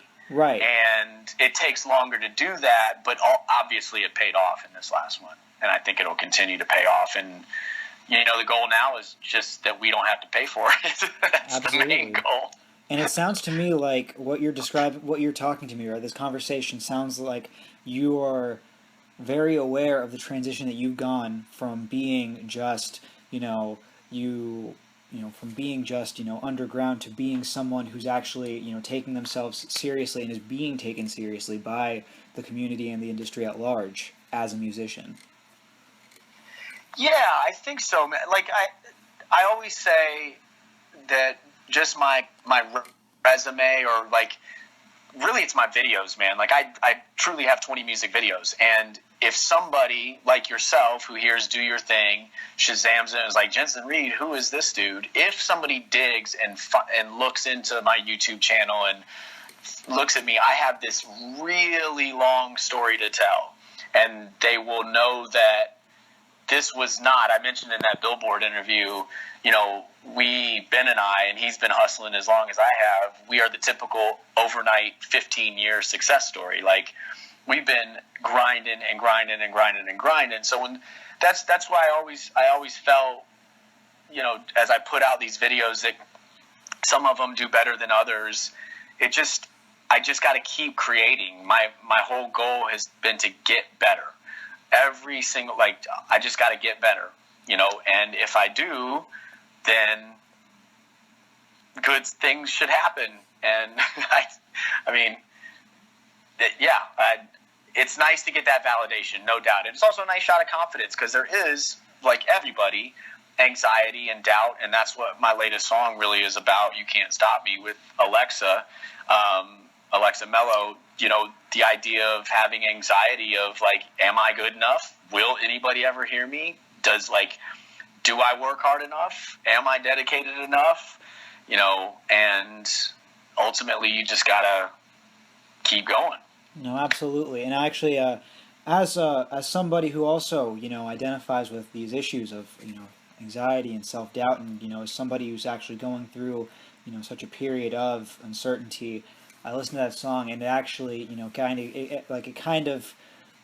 it kind of gave me a bit of focus to, calm down, let's go and get back to it. We're going to do it. We're going to do it better than ever, right? Sort of that re-energizing shot in the arm, right? And I love it when music can have that effect on me, on other people who, share similar sentiments. That's awesome, man. I really appreciate it. That's really was my hope for the song. Although the verses are somewhat specific to me, I think it can still relate to other people, but the chorus is like an anthem, and I love to hear that. And I had a girl on Facebook send me a message that really brought a tear to my eye, man. She was like, I just heard this song and it spoke to me so deeply because I've been battling anorexia nervosa since I was 11 years old. I'm 26 now. I survived a suicide attempt. My whole family, my brother killed himself. My mom died. I have had so many people tell me that I would not make it, that I can't do it, and here I am. I now weigh 105 pounds. I'm on to better things. I'm singing again. She was like, I am now going to listen to this song every day as my, just like you said, like my pump-up anthem. So thank you so much for writing it. And I was like, man, if there was ever a reminder of truly from a very, beginning stages of why I make music or why any artist does their art, whether it's painting or, singing or whatever it is, it's to have a positive impact on people. Most of the time, that's what the artist wants. So to know that it's resonated with people on that level and it resonated with you, it means a lot because that's ultimately the goal. Like by creating something, it has this residual positive effect. And back to the 90s on a completely lighter and less serious note, that's part of the reason why I was successful, man. We tapped into this nostalgia for a better time, or not necessarily a better time, but a time that was simpler, when things right now in the world are pretty weird and like shitty, for lack of a better term. Yeah, it's pretty topsy-turvy. Yes, to say the least. So we just kind of tapped into like, oh man, I remember pagers. I remember, it's when times were simpler. And ultimately, I do think that is the singular reason that video just went insanely viral, was nostalgia. Yeah. And there was a time when we didn't even have Twitter. Didn't have, yeah. Can you imagine? It's crazy. So, and then by doing so, man, we made so many, like if you think about nearly 60 million people have seen that video, how many people we made laugh, which is so cool, right? In the topsy-turvy world, like you mentioned, that you make a video that then everybody loves. I mean, I've had people hit me up, be like, dude, I've watched this 100 times. I'm like, cool. I don't know if I would ever watch a video 100 times, but it's just cool. It's great to have a positive impact on people. Oh yeah, absolutely. And especially, consider art as, consider art as this. It's reaction to the times at present when it's released, right? Right. So when that song dropped, it's been a period of uncertainty and a period of doubt, and a lot of people are like, oh man, what's going on? So I think another reason why everybody's also, very much going viral over this is because you hit a chord with a lot of people. You hit their funny bone specifically, and everybody right now needs a laugh. You know what I'm saying? Everybody needs to relax. 100%. Everybody needs 100%. I actually think it would be better if we all just laughed a little bit more every day. You know what I'm saying? I do, man. That's what I'm saying. That's why I said that I know that comedy is always a great thing, and I love funny movies and funny TV shows and stand up, and I just can't echo enough. Also, I mean, I'll be honest. I think I'm a pretty funny dude, but when I partnered with Ben, I got a whole lot funnier because that guy is hilarious, man. Like, he is so funny. So it's such a great partnership. That's really the focus moving forward, man. With You Can't Stop Me featuring Alexa, which, by the way, Alexa Mello, I love collaborating. I wrote this You Can't Stop Me, and I've known Alexa for years, and just an immense talent. She was signed to a major label when she was 13. She was put through the ringer. They basically wanted to put a square peg into a round hole and make her a pop star. She had no interest in doing it. She is a ridiculous guitar player. She's a rock and roll chick through and through. And she's out of her deal and now being open to do other music, because a couple years ago she wouldn't have even done this song with me because it was too poppy. But she just killed it, and she took the song to another level. And I've realized as I've gotten older and better at songwriting that collaboration is key, man. Most hits, are written by a handful of creative minds, and I am the first to realize that something that I do can be made better with somebody else. And the focus now is really, I have other songs of my own, like quote unquote serious music, but Ben and I, that's the focus. I got You Can't Stop Me out into the world because I wanted to have something current that represented my serious music, although I have a extensive catalog, because now there's more people paying attention to me. That's but right. The focus really is moving forward with Ben. All right. No, I can get behind that. And you mentioned that collaboration. That's actually how this podcast got off the ground. My friend John, right? He makes a career out of going to shows. He's been to he's been to over 800 shows right now, and still counting. Wow. Yeah. Right. And this actually started out as his way of documenting what's been going on with the music world, how to drop the pretense between audience and musician, right? Because the only difference between the two of us is that one of us has the microphone, right? Yeah, absolutely. For sure. And I'm getting a little bit sentimental about this because we're coming up on the 1-year anniversary of when I actually joined this podcast, because he reached out to me and he said, "Hey, do you want to do this with me? Do you want to make this, into something more than it could be?" And I jumped on board, and I've never looked back. This has been one of the best things, because collaboration, you can't grow a massive brand all by yourself. You can't, You've been hustling, and you found out that you can't get people to get eyes on you unless you've got someone else with you. You know what I'm saying? Yeah, or at least, you just don't know. I just know that when you collaborate, better things happen, because you open up a different perspective or take on something creative. And whether it, leads to certain success, who knows? But for sure, I'm a pretty smart guy. When you get 57 million people to watch a video, probably going to go back to that well and figure out how to please that audience some more and continue on that path. So Ben and I have a ton of great ideas for funny videos, and like I mentioned, pitching a TV show, and just really trying to attack it from every angle, man, and leave no opportunity unturned, because that is a big part of success, is recognizing opportunity and pouncing on it, because sometimes it dissipates quickly. It does. And again, that's why I couldn't be with a better guy, man, because neither one of us is going to let anything slip through our fingers or go by us without at least giving our best shot. And that's all we can ask for. That's all you can really do. Do your best. And that's right. And if you did, you can't look back with any regrets. You know what I'm saying? That's right. And then you're on to the next thing and do it better than you did the last one. So it's a continuous process. While it's hard to imagine topping 57 million views, who knows if we'll do that? I do know that we are on the right path of this next Back to the 90s follow-up, and it's not going to be called that. I don't know what it'll be called, but it's going to be really good. So that's all we can ask for, because I think we're getting better. You know what you should do? Actually, just start a 90s grunge, cover band, and just do a bunch of nostalgia hits. That's your secret right there.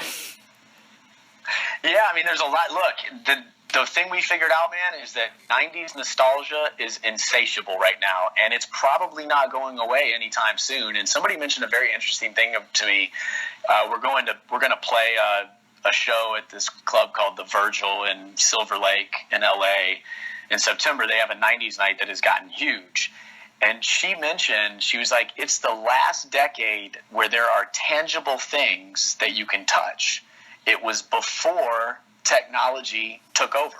So people actually played with toys. Kids played with toys. People had conversations. There were, games that people played. There were cell phones, but it wasn't, you didn't have your face in your phone the whole time. And I never thought about that being a really strong component of the 90s nostalgia. But that's interesting. And so for that reason, it's not going away anytime soon. I think it's here to stay at least for a few more years. At least that's kind of been the overriding thought in a lot of meetings that we've taken and just what we've seen. Yeah, and I actually think it's that same lack of communication that started to Mentos, the company, I started to take notice of that, and that's what their newest advertisements are focused around. Breaking down those barriers of phones and starting to talk to people more, offering them mints, and just getting connected over again. Yes, that's a common theme right now. Yeah. So to sort of cap off this, because I feel because this is good. To cap this off, what do you think will happen? Will moving forward? What do you think is coming for your career, for you, for the 2010 decade, and as far as 90s nostalgia goes? Do you think it'll tether off, or do you think we'll all continue to kind of look back on that? Yeah, like I just mentioned, man, I think at least for a couple years it's here to stay. And Ben and I, after discussing it with a handful of people that we trust, felt like it was the right move for us to do a follow-up because there's still a lot there. And then from there, man, we don't want to be the dudes that do decade songs. We got a lot of other funny song and video ideas, but yeah, we're certainly gonna tap into it some more and capitalize on it and make more people laugh, and as well as give them that kind of warm, nostalgic feeling.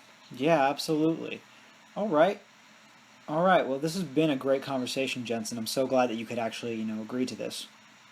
Yeah, thanks for the opportunity, Kevin. I appreciate you hitting me up on the "You Can't Stop Me" comment. Yeah. Also, your publicist is fantastic. Like, send her a floral arrangement or something, because I sent her that email and she replied before the hour was up. She's awesome. Angie's great. Oh yeah, no, fantastic. Do you have anything as we close out that you'd like to plug to anyone listening right now? Just if anybody wants to find me, you can go to jensenreed.com. It's all E's, JensenReed. And if you haven't seen Back to the 90s, it's on Facebook and YouTube, but it went crazy viral on Facebook. Just type in Back to the 90s and it'll be nearly impossible to miss it. But yeah, I think my videos, if somebody wanted to know more about me, are the place to start, and they're on my website. I have a video page, and I edit all my videos too, which is something that Ben and I edit ours together. I've really grown to like that skill because you can tell my own story. So just check out some videos if you want, and do your thing. Check out the Do Your Thing video, because Keita the Great, who we now know is a worldwide superstar because he won So You Think You Can Dance, is incredible as an 11-year-old, man. He just destroys it. So all right. That would be the first video to watch. And I also noticed that you're also pretty responsive to anyone interacting on your Facebook page as well. So people can shoot you messages? Yeah, I try. I do my best to talk to everybody, man, because I do feel humbled and appreciative that people want to reach out. So, yeah, I reply to every single message almost, unless it's something crazy. Right. No, there's been a few crazy things with that many people seeing Back to the 90s, but other than that, if it's a legitimate, reaching out, 100% I reply. All right. Well, that's fantastic, dude. I'm so glad, and I hope to see better things from you soon. And hope to, Cool. maybe have a conversation with you again later if everything pans out well. Sounds good. I really appreciate the support, Kevin, and the opportunity. Absolutely. And to anyone else listening, again, follow Jensen Reed on Facebook, Instagram, Twitter, and feel free to shoot him a DM. And you can follow me at Grand Theft Academia. That is GRNDTHFTACDMIA. Follow our flagship accounts, Behind the Barricade on Instagram, Facebook, Twitter. And y'all have a fantastic night. Thank you again so much, Jensen. Take it easy. Thanks, Kevin. Later.